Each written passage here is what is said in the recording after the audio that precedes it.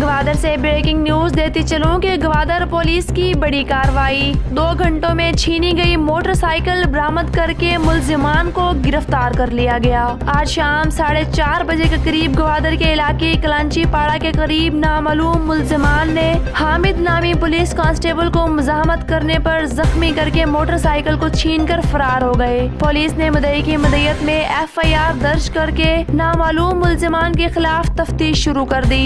2 घंटों में नयाबाद के इलाके में छापा मारकर माजिद वल्द अब्दुल रहीम और अदनान वल्द अब्दुल रहीम को गिरफ्तार कर लिया गया और मुलजिमान के कब्जे से छीनी गई मोटरसाइकिल भी बरामद कर ली गई।